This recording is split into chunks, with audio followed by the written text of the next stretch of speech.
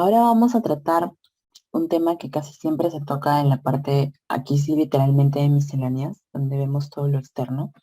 Pero tengan en cuenta que cuando hablamos de intoxicaciones, cuando nos tenemos que enfocar en tener claro qué cosa es lo que tenemos que registrar realmente o que interiorizar como intoxicaciones, pues en verdad son cosas muy puntuales, así que vamos a hablar puntualmente de los toxidromes, conocidos así, ¿no? A ver. Es importante en principio que ustedes tengan en cuenta, y lo he separado de esta manera, vamos a hacer un cuadro de los toxidromes, pero es importante que ustedes tengan en cuenta signos tan importantes como el coma, como las convulsiones, por ejemplo, o como las pupilas, que también es importante tener en cuenta. ¿Por qué? Porque tenemos que saber que, por ejemplo, el alcohol puede causar un coma, los anticonvulsivantes, los antidepresivos pueden causar coma. Las convulsiones pueden ser causadas, por ejemplo, por anfetaminas, por antidepresivos también, por cocaína, ¿no? Incluso también por deprivación de alcohol e hipnóticos sedantes en niños evidentemente más hipnóticos sedantes. Y que, por ejemplo, las pupilas van a estar mióticas y midriáticas dependiendo de qué agente tienes, ¿no? Si tienes un opioide encima, pues va a estar miótico. Si tienes una anfetamina encima, pues va a estar midriático. Entonces, todas esas cosas hay que aprender a entenderlas, ¿sí? Em, También como pueden ver con respecto a la temperatura, que también es una parte importante de cuando nosotros evaluamos a un paciente que llega a la emergencia, a un niño que llega a la emergencia porque se ha intoxicado.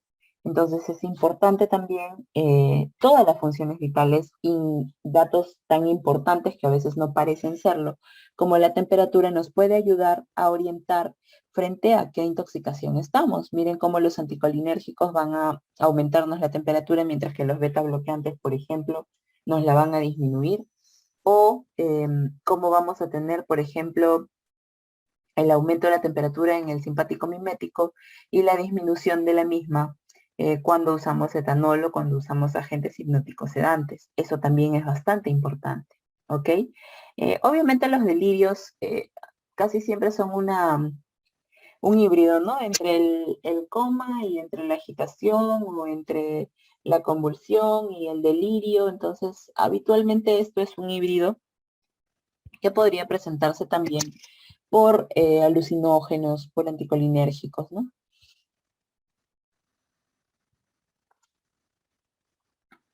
Vamos entonces a hacer, digamos, un esquema de algunos síndromes, yo diría que los más relevantes, porque eso es lo que tiene que importarnos. Y, por ejemplo,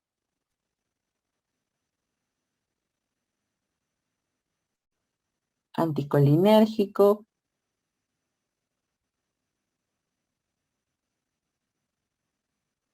colinérgico, o al que le llamamos hipnótico sedante. Muy bien, empecemos. El anticolinérgico de repente va a ser relevante. ¿Por qué? Porque los antihistamínicos,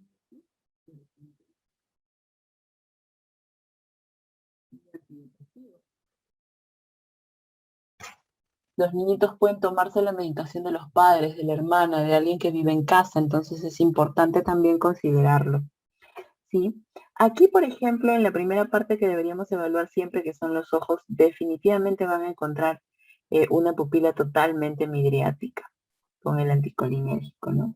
Van a encontrar probablemente la frecuencia cardíaca elevada. Van a encontrar aquí, por ejemplo, en el sistema nervioso, pues van a encontrar muy probablemente que están teniendo alucinaciones quizás.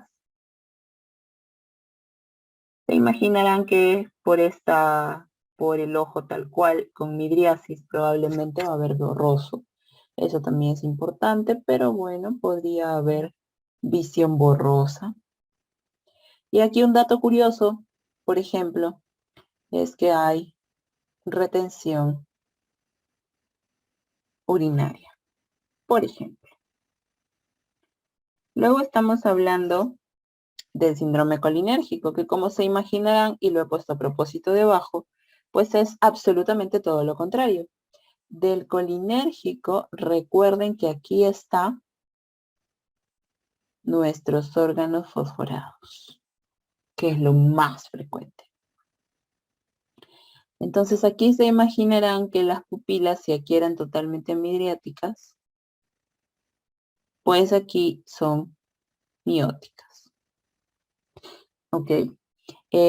O la frecuencia cardíaca no se altera o baja, es una opción.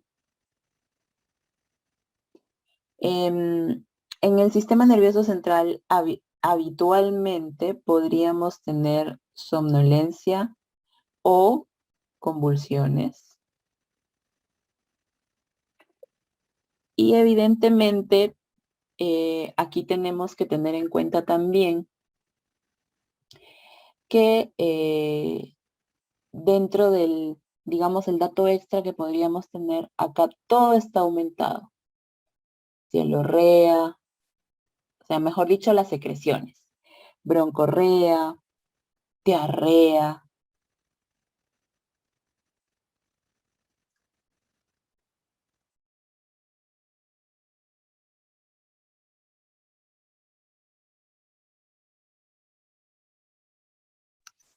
Ok, entonces les decía que estas secreciones, por ejemplo, van a aumentar toditas en el síndrome colinérgico. La cialorrea, la broncorrea, la diarrea. Eso lo van a tener hiperestimulado definitivamente en el colinérgico. Acuérdense por los órganos fosforados, ¿sí?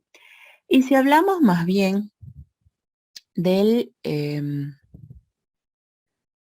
vamos a... Si hablamos más bien del hipnótico sedante, evidentemente estamos hablando de aquel paciente que se intoxicó de repente con benzodiazepinas, o aquel niño que se tomó de repente los clonazepam de la mamá, que usaba para dormir, o ustedes saben que los niños pues habitualmente alcanzan todo lo que puntualmente pudieran tener a su alcance, ¿no? En el hipnótico sedante entonces, que podría ser puntualmente en los niños es casi siempre por benzodiazepinas, pues se imaginarán que aquí pueden tener también miosis, definitivamente. Aquí sí, contundentemente van a tener una disminución de la frecuencia cardíaca y no solo de la frecuencia cardíaca, aquí sí hay una función súper importante que es la bradipnea. Quiere decir que aquí hay una función súper importante también en el sistema nervioso central. Aquí el paciente puede estar en coma si esto obviamente se prolonga. Y aquí, si pudiésemos poner un dato extra, podríamos decir que al inicio el paciente está en bradilalia o el paciente está hipotérmico. ¿Ok? Es una de las posibilidades definitivamente al inicio de todo esto. Y si nosotros quisiéramos colocar aquí algún otro, porque definitivamente ustedes deben haber visto o leído sobre el simpático mimético,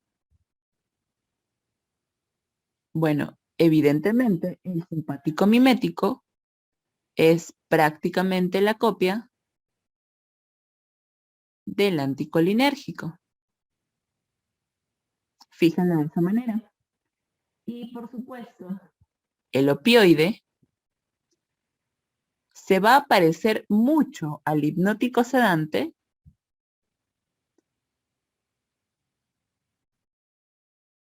pero solo el hipnótico sedante tiene bradipnea. Eso lo va a diferenciar. ¿Ok? Eso es importante que lo tengan claro. Como les digo aquí, lo puntual es que ustedes reconozcan estos toxidromes y los puedan relacionar a aquellos elementos o agentes que lo puedan causar y que tengan en cuenta cuáles de aquellos agentes me pueden causar alteración en alguno de ellos porque también a veces nos enfocan de esa manera la forma de preguntarnos. Entonces, es importante tener claro el dato puntual.